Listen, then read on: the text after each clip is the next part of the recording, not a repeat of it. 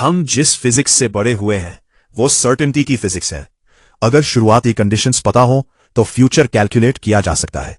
एक प्रोजेक्टाइल किस रास्ते से जाएगा, एक ग्रह कब कहां होगा, या एक रॉकेट को कितनी वेलोसिटी चाहिए, ये सब क्लासिकल फिजिक्स तय कर देती है। लेकिन ये फिजिक्स सिर्फ वहां तक काम करती है जहां चीजें बड़ी दिखती है। जैसे ही हम रियलिटी को माइक्रोस्कोपिक स्केल पर खोलते हैं, रूल्स बदलने लगते हैं। क्वांटम स्केल पर चीजें नहीं होती। क्वांटम मैकेनिक्स ये नहीं कहती कि दुनिया छोटी गेंदों से बनी है।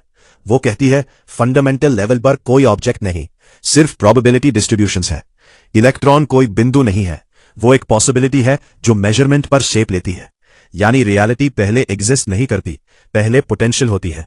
चीज नहीं, जानकारी, जिसे हम वेव फंक्शन कहते हैं, वो असल में कोई फिजिकल वेव नहीं है। वो एक मैथमेटिकल डिस्क्रिप्शन है इस बात की कि किसी घटना के होने की संभावना कितनी है।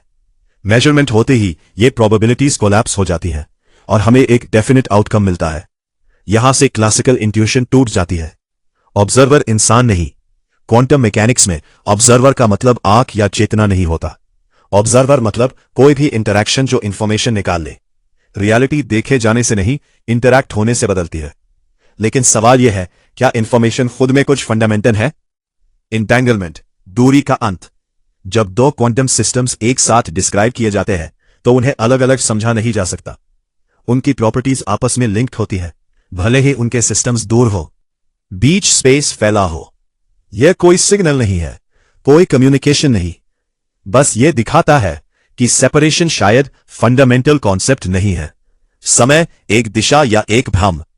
क्वांटम एक्सपेरिमेंट्स ये संकेत देते हैं कि कॉज और इफेक्ट हमेशा सीधी लाइन में नहीं चलते।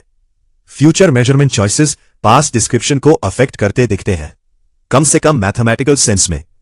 इसका मतलब टाइम ट्रैवल नहीं, बल्कि यह है कि समय शायद उतना एब्सोल्यूट नहीं जितना हमें सिखाया गया। Reality as a continuous field. अब एक अलग नजरिया सोचो।